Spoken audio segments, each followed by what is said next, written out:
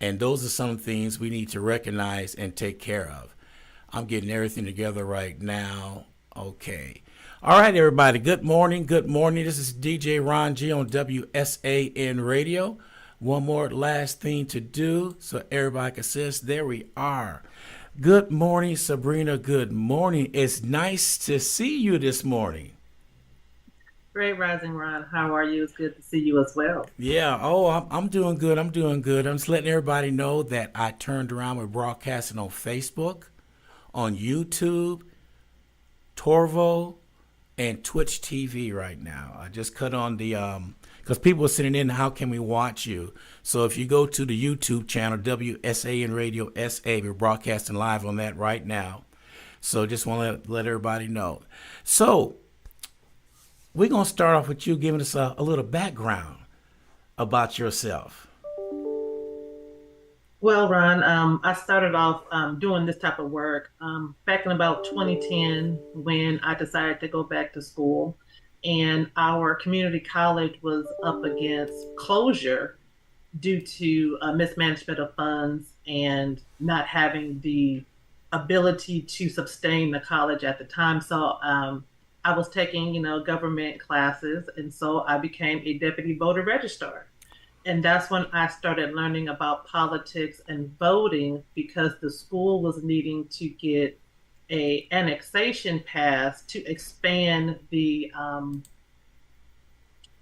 tax that was being given to the residents in the community, which was only like maybe 3 miles around the school, which other schools were getting money from the entire county. So that's how I kind of got my toe stepped into politics. Then I began to start working with our Democratic Party that was local in our county. And I was asked to be the secretary of our county. So that's where I met Representative Jasmine Crockett, where she was leading the charge here in Bowie County for criminal justice reform.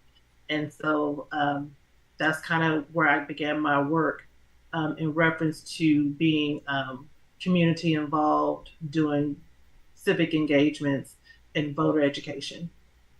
Oh, that's so important right there because I remember growing up.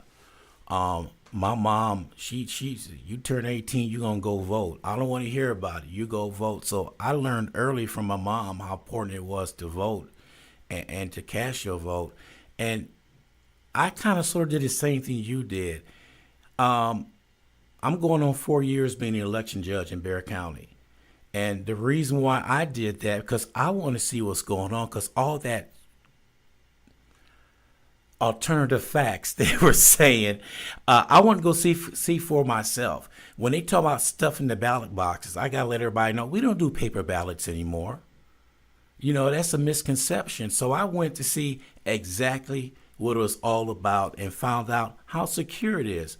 And the way they were saying, like, anybody go and do whatever they want to do, but it's not like that. That is very correct. It's a lot of misinformation out. And, back in the day, we got our information from news or the newspaper. And to have it in print meant that it was viable information. Back in the day, you could get sued and shut down for, having fake news.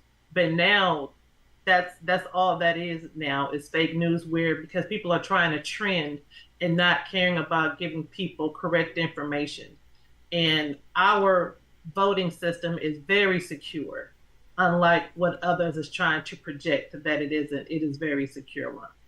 So, with that being said, and knowing that it's secure, we almost got to do 3 times to get out there because people do not listen to the truth anymore. They listen to little short things on the media, on social media, and they think that's the truth, and that's beyond the truth. They have to do That's true. research. Nobody's doing that research like we did back in the days. Before we voted on Well, somebody, we researched each candidate. well, we're not talking about it like we used to either. A lot of times, you had candidates coming to the communities, speaking to the communities, letting them know what they're doing, what their plans are, and making good on their word. And now our vote has been taken for granted, thinking we're just going to go out and vote for whoever without getting any type of background to kind of find out what you've done and what you plan on doing. Because you can tell me anything, but your action speaks louder than your words. Oh, oh, I love that right there. And it does. So, getting the word out, educating the people. I noticed with the last cycle coming up, people are using more talking points. If you ask them a question outside that talking point, they go right back to the talking point. Now, how are we getting information like that if they're going around doing that? Because all that's doing is we're going to talk about this, that's it, nothing else. And me, myself personally, I don't like the talking points. I want to ask you a question, you give me an answer. I'll take a politician answer instead of a talking point answer. Well, that's why we also need to get back to relational organizing. We communicated with each other back in the day. We knew who our neighbors were. We knew the people that lived on our blocks. We knew people that lived in our community. And we've gotten away from that. And now we're not having honest conversations with one another about what we feel and what we're thinking and what we're hearing. Because if we're not in direct contact with legitimate resources, we're going to take things at face value. And it's going to be almost like the McDonald effect. So it is very important for us to have conversations with people and let them tell you what their interests are, what their concerns are, and then go from there instead of sticking with a talking point because everybody may not relate to that. And you want stuff to be relational. You want it to be authentic. You want it to be genuine and sincere. So we need to get back to that knocking door to door, having town hall meetings and all that stuff because so many people say something and they're avoiding a town hall meeting because they know they're going to get called on it. So they say something and then they run away. I'm just being honest. They run away and don't want to answer any questions. And then they turn around and say, well, ask my secretary. Well, I'm asking you. So your secretary don't have the answers. We put you in office.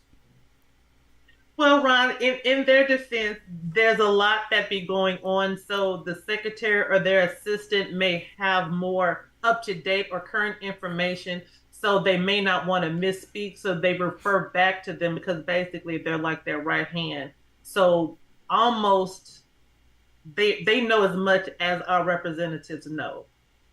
So sometimes they just want to make sure they're up to date because things change so quickly, especially in this day Yeah. and age. So we have to be abreast of kind of what's what. So we check in sometimes. Well, I'm a devil advocate. I'm gonna say something that some people may want to say, so I'm gonna say it. Well, then Oh why no, that's check? good. Well, why check with a can and go straight to the secretary? They got all the answers, and you know what's gonna happen then if they misspeak right there, and the can come out and say, "Well, they misspoke," and I Well, just it's like a relationship. It's yeah, like a marriage. Sometimes when you talk to a couple, you may talk to one spouse about one topic versus the other because they may be more versed in that area. So it's not that one knows more or less, but just someone may have just a better perspective on it. yeah. Well, yeah. Somebody just said they learn more about the assistants, and they're right. You're right because they do get the information firsthand and all that good stuff. I understand that. It's just like people nowadays are so frustrated the way things are coming out, the way things are going. The Supreme Court ruling the other day, people just they don't know what to do or what to say. They want to know what's going on. Well, that's what we're here for. To let you know what's going on, to let you know what you need to do, to let you know you need to get off your butt and go out and vote. Now, Well, and also too, we need to get back to have these conversations not just during election time, but all year. Almost having a conversation at the dinner table mm-hmm. about current events and what's going on. I remember when I was in elementary school, we had to do a current event every week at school. We had to Yes. find something on the news and discuss it in class. And we need to start doing that with our children and having these discussions with our families because what we saw with the Supreme Court justice ruling goes back to voting because we elected an individual that had that capability to pick who they wanted to be on that Supreme Court. And with that comes power. It comes insight. It becomes influence. You're able to steer certain things. And that's what we saw the other day with that Supreme Court ruling. And also, that's what's going to be on the line this November, two appointments to the Supreme Court. So, who do you really want in charge to be able to select those individuals that's going to be on our Supreme Court? We want to have someone that has character, right? Yes. But if the person that is selecting these individuals do not have character, who do you think they're going to select to sit on the Supreme Court? So having a conversations on how there is levels to government and how it starts at the bottom, talking to voters, educating them on how their local elections run and how it builds up to our highest office is the President of the United States and the power that he holds and everybody that's under him. The Now, power that we have, matter of fact. right. Well, we do have the power, and I've been telling everybody, it starts at home. You need to vote for your local officials. People don't know the school board got a lot of power. A whole lot of power. They don't realize that they got a whole lot of power. So Yeah. so we got to start off from grassroots, like you said. Vote locally, school board, appraisal district, council members. All that affects everything going up to the presidential election. And we have to have a large turnout, which brings to this point. I'm reading more articles about some black men refuse to vote because they think their vote don't count. I talked to 10 myself personally. And out of 10, 4 of them said, well, I don't vote. The last time I voted, it was when Obama was there. I said, so why are you voting anymore? It doesn't matter. I said, are you married? He said, yes. Did your wife vote? He said, yes. And you still in the same house? I told him like that. Look at, what do you mean by that? Why are you, black women has been known to go out in droves and vote. Now we got to reach the black males to get out there and vote. And I think part of this, doing this show every week, we will educate everybody on how to get out and vote. Right. And a lot of times, again, there's misinformation and uneducated individuals making decisions, life-threatening decisions that they don't even realize that they're making indirectly. Because even if you don't vote, you ultimately have voted. So when things start happening and things start changing, we really can't complain about what's going on because we did not actively participate in this voting process. And then a lot of times the topics that are being discussed, as you mentioned, talking points, are not really relatable to your everyday voter. People in our communities may not be familiar with the words infrastructure or talking about environmental issues, so to speak. So you have to talk to them on their level, discussing things that directly affect them. You know, and I'm gonna talk, since we bring about black men or men in general, you know, you may be concerned with who your attorney general is in your state because your attorney general controls child support. And we know child support has an unfavorable liking to men most of the time because historically that's the way it's been structured. But if more men participated in the voting process, was active fighting against child support, the legislation in regards to child support and the financial responsibilities may change. But if you don't say nothing, they're going to continue to do what they're doing. And if voting didn't matter, why are they going above and beyond hindering people from voting? There is a reason why. Our whole country was founded on government and voting. Right. But if you're not actively participating in that, you are allowing someone else to control and dictate your life. So I'm going to pose this question to you. What is it we need to do locally in each district and throughout the state on getting the vote out? Because you're a chairperson And what outlines do you have, or do you have any that we could get out and maybe get people together and talk like we used to back in the days? Well, what we're doing is we're going back to grassroots organization.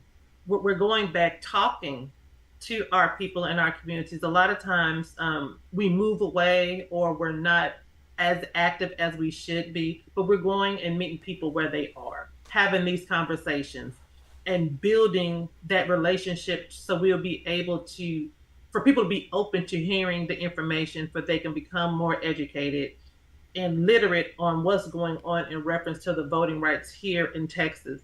It's a lot of things that's going on. So you need to know your rights because slowly but surely they're trying to take these rights, our liberties, away from us.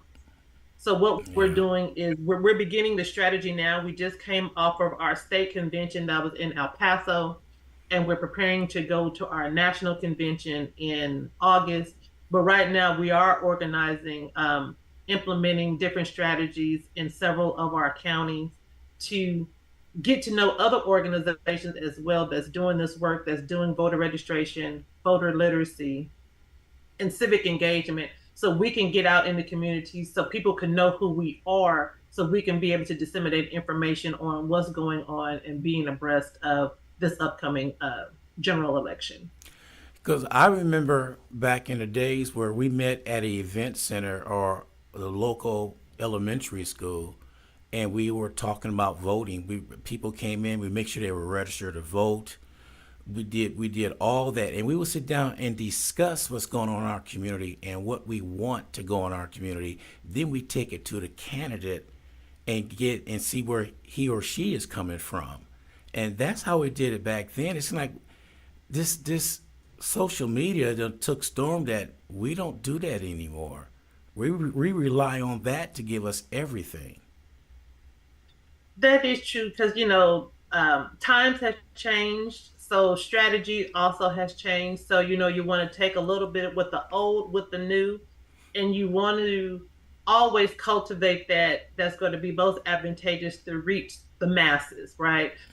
Everybody is not going to be acceptable to the information like everyone else. So you may have a group of individuals that are more audio. So, maybe having, ads on the radio, doing broadcasts like this online and so on and so forth. You have your digital side because that's the new way of age. Everybody has the access to technology basically at their fingertips on their Right. phone.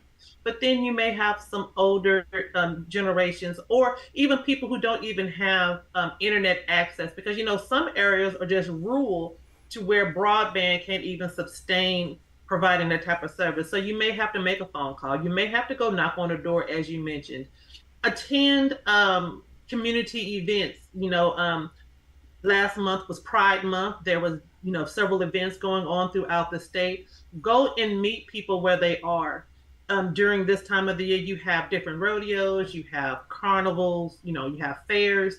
Have a booth at these fairs. Go out and talk to people at these events. We got next month we have back to school. Yeah.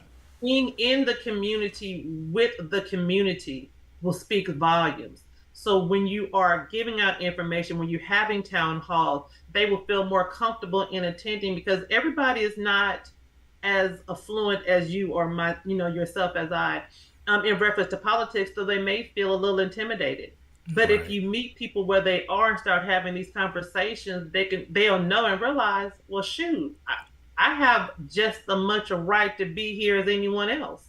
And then that'll bring others in as well, so people would know what's going on in their community. I know what I started doing when I read events that's going on and it's going on. I give them a call. I said, "Do you have somebody out there to register people to vote? Do we have to have that?" I kind of sort of tell them, "Yeah, you do," but they don't. But I said that'd be nice to have a deputy registrar there to register people to vote. I said that'd be nice to have that out there because I think isn't it that when you renew your driver license, you automatically register to vote again? Well, you're not automatically, but they do provide you with a application to renew your voter registration card or to even apply. But you select that. You don't have to have it. Okay. It is offered to you. Okay. And we're gonna get into voting. This is I'm gonna make sure I'm saying it right. If you're disabled and over 65, you could get a ballot in the mail. That is correct. You are able to request one from your local election administrator or your election clerk for a vote by mail application. Okay, because that's been a misconception that people think that anybody could get it, and it's not like that. That is correct. There are certain stipulations, so contacting your local authority to find out exactly how you can request one. There has been some law changes in this last legislative session, so we want to make sure that no one is soliciting these ballots for others because that is against the law. Yes. And so we want people to be informed of what is the proper way to request the vote by mail ballot. Or if you're out of the county during the election, I think there is a provision that you can get a request a vote by mail application, get a ballot. Okay. And the other misconception I'm hearing, well, I don't have my license, I don't have this, so I didn't vote. False. Because anybody could vote.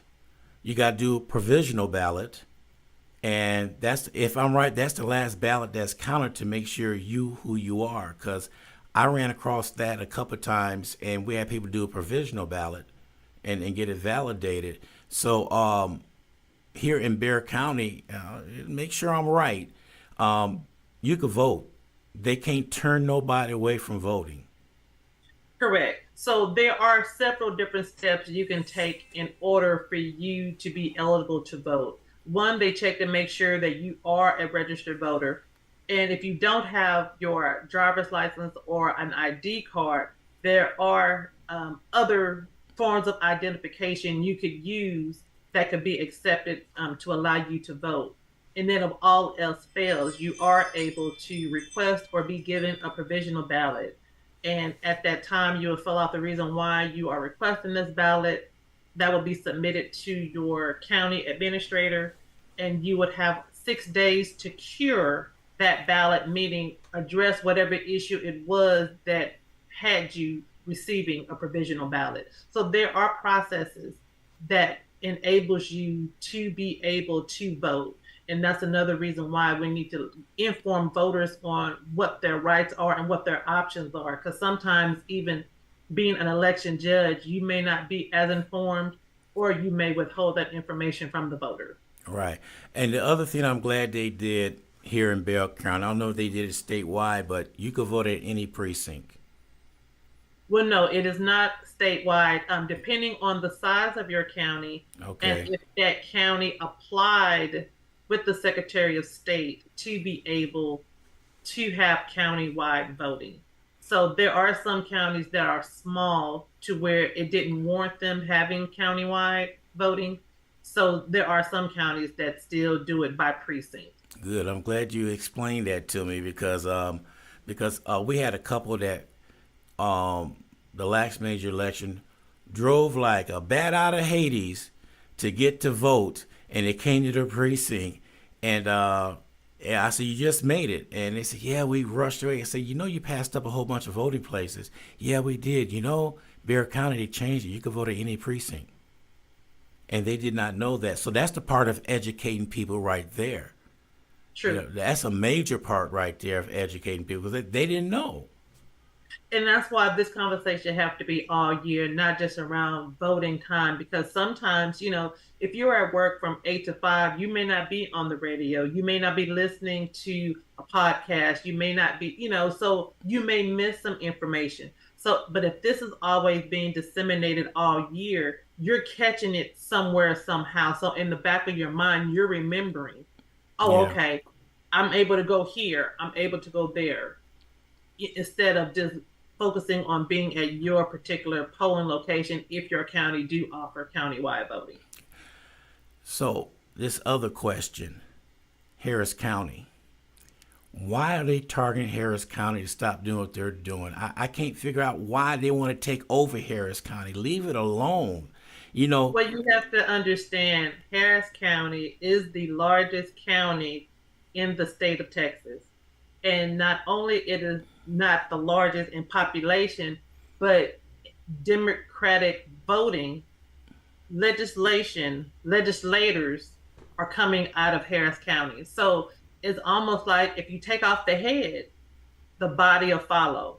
But we're not gonna leave Harris County, astray. We're gonna come, even though we may be smaller, but we're gonna go and support and keep the the leadership in place in Harris County to continue the progress moving forward. But that's the reason why. You attack, your strongest warrior, yes. not realizing, you have other warriors throughout the state as well.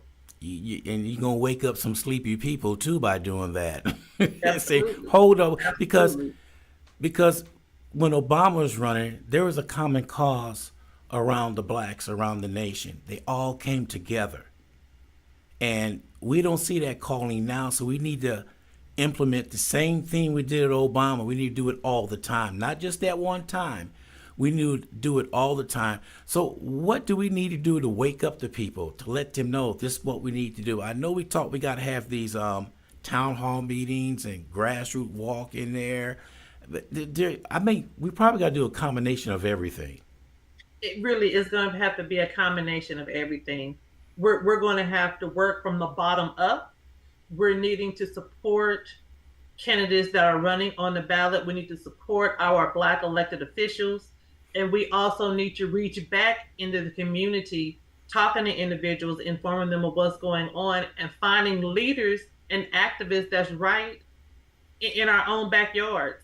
Yeah. Everyone has a position, big and small, that's going to go into this work for us to get across this finish line, because Yeah. we're in battle right now. Yes. We need to reach every black voter to get them out to vote. We do an excellent job registering voters. We have various organizations like Black Voters Matter. We have the Divine Nines. We have the NAACPs. We have the voter leagues. They out registering voters all the time. But now it's time for us to mobilize our voters. We got to get people to the polls. We have individuals like Reverend Miller in East County that is working on doing a souls to the polls. Back in the day, our churches was very monumental in the civil rights movement, in Right. addition to Dr. Martin Luther King. And we need to get back to our roots and mobilizing our communities to get them to the polls. So that's going to be our push, not necessarily just registering voters, but also keeping up with our voters, informing them and getting them out to vote, because you don't vote every 4 years on a presidential election. We have an election every year. And Yes. like you mentioned earlier, school board elections are every year. How are you feeling about your children's education right now with all the things that's going on in our school system? Voting is very important, especially at our local levels. So informing our constituents on getting out the vote, especially around school board election time, our city council, our mayors, Yes. informing them of what everyone controls, and start attending these council meetings, start sending these commissioner courts meetings. So we're going to be kind of attacking from all fronts, getting people out to vote, not only for this election, but for the future, moving forward. Because as we can see, we cannot afford not being at the polls. We cannot afford allowing another 4 years as we did in 2020, in 2016 with our former president. So we have to get out the vote, and we have to get people out to the polls. So if we're needing to, create some kind of plan to get people out during early voting, which during early voting, that's another opportunity for people to vote at any location that's afforded to them in their county. But Right. most definitely make sure they have a way to get out to vote on election day if they have to vote on that Tuesday. A lot of our older voters, they like getting out on election day because it's tradition, it's part of their history.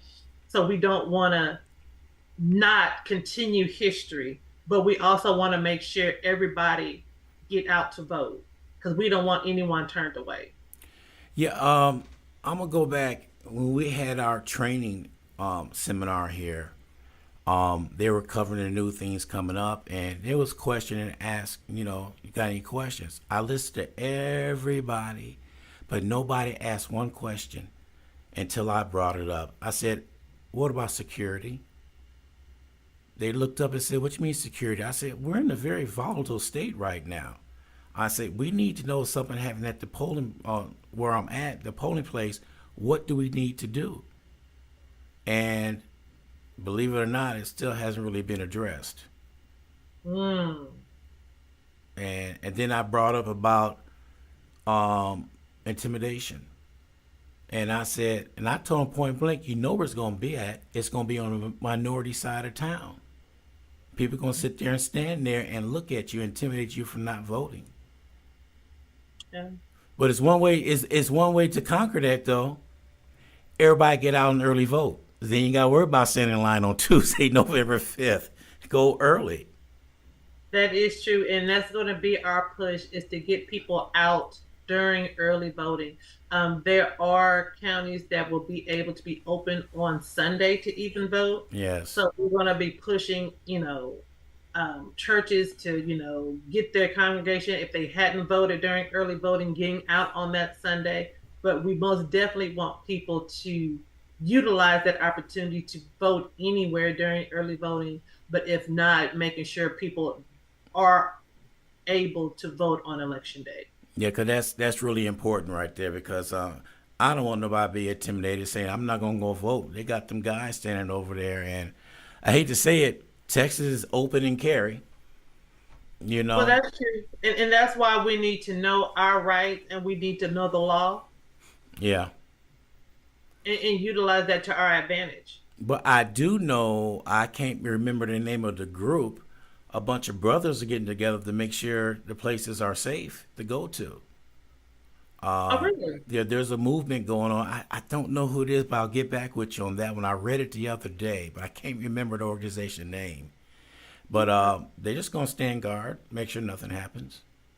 Well, that's good You because know, people need to know, we're not just allowing things to happen. We're going to fight back. We're going to yeah, fight back with truth. We're going to fight back with the law. And, I am not opposed to, self perseverance, self defense. yeah. So, Don't even try it. We just put it that way. Don't even try it. yeah. Um, So, One other major thing that changed this year is the poll watchers. Now they could come and go anytime they want. huh. They they Okay. they they they they were able to come in, and then when they left, they couldn't come back in. Well, that is the way, you are there for a certain period of time. You're Yeah. not able to go in and out. Well, if I'm right, So, they changed that law. huh. They changed that. In the training, they said they could come in and out anytime they want. I would need to verify that. I Yeah. wasn't I wasn't aware that they changed that law. But Okay. there was several changes that was made during this last legislative session. So, Yeah. The other thing, the last thing I want to talk about is it's 920 pages. Project 2025. I was reading that and I'm telling you, that's no. I'm just gonna say no. What I'm gonna do right now is I'm gonna highlight a lot of the talking points in there. I'm gonna use talking points on this one. Highlight what could happen, and I'm gonna start preaching that every day. Once I go and get it out, I'm gonna hit highlight this one, highlight that one. I'm gonna post it because people need to know what's going to happen. mhm. If a certain party get into office, it's it's going to be crazy. You're absolutely right, Ron. And that's why it's so important. So, you have three branches of government. You have you have the House, you have the Senate, and then you have, the presidency. And everything is in levels, right? So depending on how many Democrats or Republicans you have in the House is going to decide if certain legislation is going to pass to even go forward to the Senate. So there's three levels, right? So if we are not even voting for people that have our best interest at heart, when it's time to vote on certain laws and things, you don't have the backing behind you to stop it or push things forward. And this is what we're seeing with Project 2025. So they have been working on certain legislation for years, and they're planning it for 2025, which is going to be next year. When our president going to regain office or a new president take office, right? Yeah. So depending on who won their election is going to decide a lot of other things moving forward. So it's a lot of different moving pieces that's going on. So, like you say, having these conversations of this is what to look forward to in 2025 if you decide not to vote.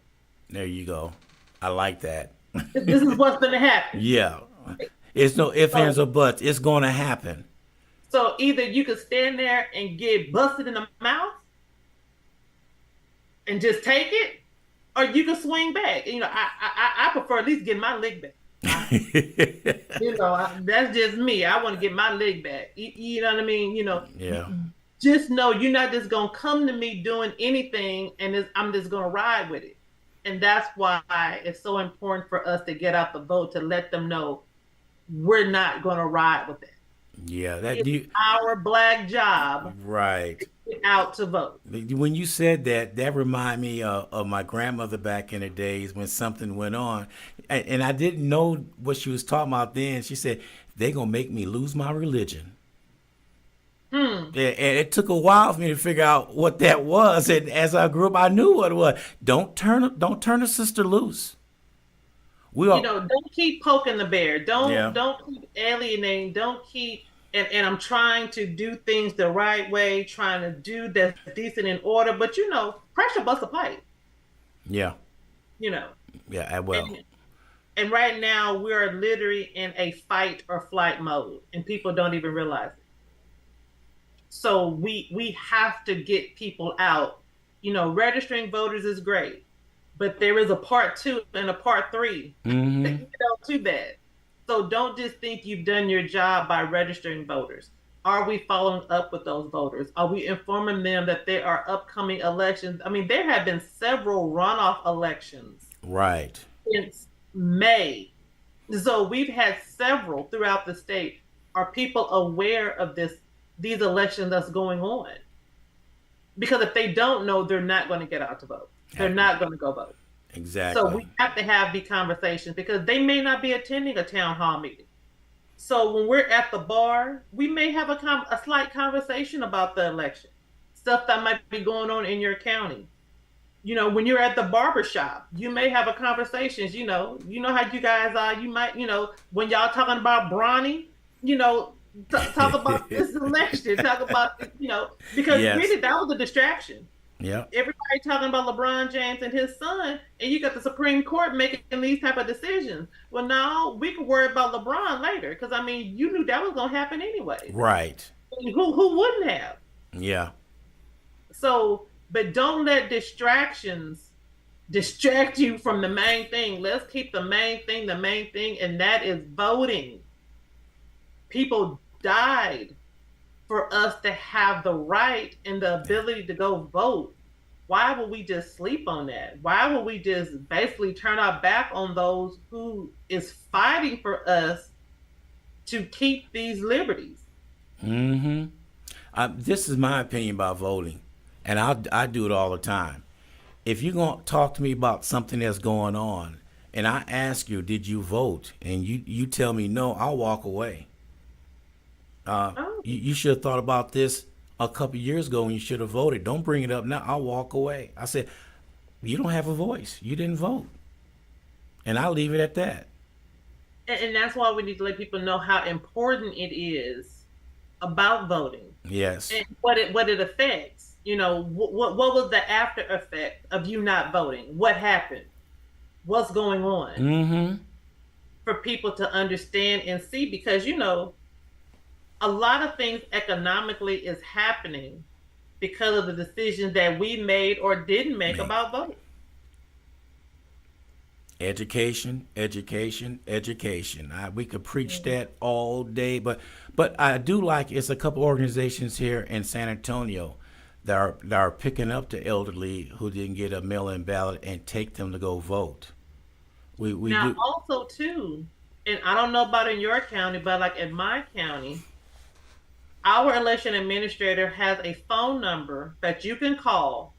You can drive up in the front of the courthouse and they will send somebody out to your car to fill out your ballot for you. So find out from your election administrator or your election clerk on what options are available to you if you have not received your mail-in ballot or if you're unsure how to complete your mail-in ballot. So there are options out there. That's a good point. And of course, we all have that curbside voting too.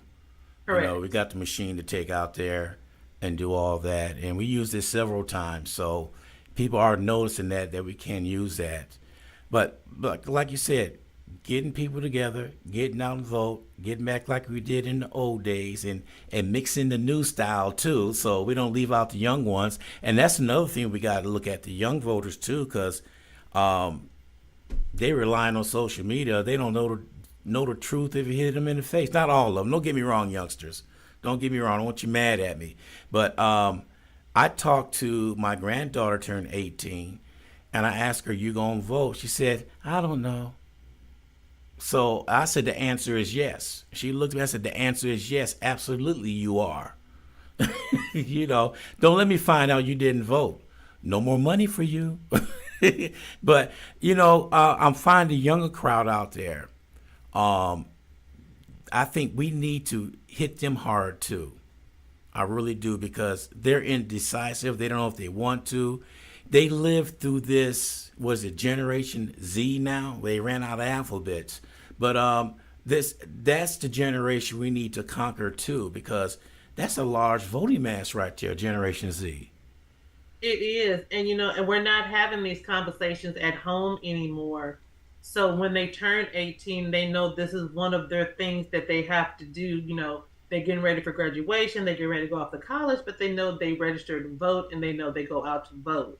So back to having these conversations, and we may need to go into the communities and not necessarily have a town hall or a candidate forum, but maybe attend church service and speak during, when they ask, are there any guests in the house?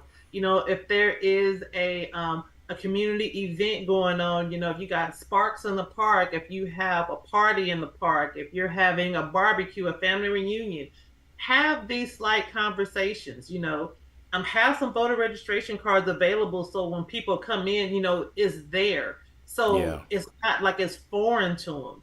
So we have to make this like an everyday thing, almost like breathing, where it's automatic. yeah. Become cultural to where, we know so often voting is at the top of our to-do list. I wish somebody would show in the '60s when we got the right to really vote, the lines of black people waiting in line to vote. We need to bring it back old school to and say, see how was back then? It was a purpose. They went out and voted. That's what they wanted to do. They had long lines wrapped around buildings and stuff for people to get out and vote. So they need to know what their ancestors done for them. Somebody told me something the other day. Don't wait for your ancestors to die to ask the questions. Ask them now while they're living. That's right. They've been through that, so they know what's going on. Matter of fact, I talked to an older gentleman. He was 87 years old. He sat up and told me, he said, "Brother Gordon, I'm seeing almost the same thing I seen back in the '60s happening right now. There's no difference." That's wisdom right there, seeing what's going on. And we need to start talking to some of the older, well, not older, but well seasoned individuals out there. That's true, because back in the day, we told the stories of our ancestors, so we knew generationally kind of where we came from, so we can keep our eyes on the prize, so we know where we're going. And Right, we're and that's something else that we've gotten away from. So we have to get back in tune with having conversations, talking to our elders, talking to our seasoned individuals, and then also listen to our younger generation. What are their thoughts? What are they looking at? What are their concerns? What are their issues? Because we're in different generations, so their focus is going to be vastly different from ours. They yeah, may be looking at, raising children, buying a home, and acquiring things, to where us being older, we just want to maybe maintain. We don't want any more children or girl family. And then right, our older family may want to, okay, start having stuff left for the people that's behind them. So we mm-hmm, have different stages in our life. So different issues in reference to voting is going to apply to us differently. But we got to have these conversations. We have to know what's going on, so our younger generation don't think this is something normal, right, or they know, okay, this is what they tried to did to my grandfather back in the day. Oh, ain't no, we ain't gonna have that going on now. You know what I mean? right, yeah, So having them prepared knowledge wise to look out for what's going on and start preparing for the future, because that's what Project 2025 is. They've been planning for the future. mm-hmm. Some of us have been planning for the weekend or for the holiday. Yeah, that's a We need lot to change different. that. 2 days compared to 4 years. Come on now, you gotta be Exactly. ready for it. All right, young lady, we appreciate you taking the time out coming on. I got a chance to see you, talk to you on the phone for hours at a time, and I appreciate you going to come down here to San Antonio in September. I mean, when Veronica told me that, I said yes. I mean, we most definitely want to get out and support. I mean, we're all family and it's all about us. Right, So if we don't support each other, who else is? So exactly. this is a way for us to get the word out. This is also to help bring light to your radio station, to the topics of business that's going on. And that's going to be on the ballot. People, you need to understand economics, what Dr. King was fighting for, economic inclusion, is still on the table. The Yeah, John Lewis Voting Rights Act is it's still still on on. the It table. sure is. You understand what I'm saying? So Yeah. we have to break it down to let people know and understand what voting really is. And if I can have just a one moment, Go ahead. our chair of the Black Caucus, Frederick Nickens, always talked about this, and I just love this. He said that everything begins and ends with voting, and this is something that came out the movie. It says, and I'm gonna kind of paraphrase some stuff.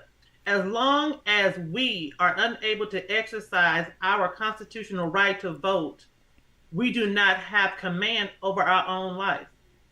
We cannot determine our own destiny, for this determines for us by people who rather see us suffer than succeed. Mm, that. And if you look at it, I mean, think about our ancestors that was in Rosewood, Florida, Black Wall Street in Tulsa, Oklahoma. You had thriving Black people with thriving Black businesses hundreds of years ago. Why can't we do that now?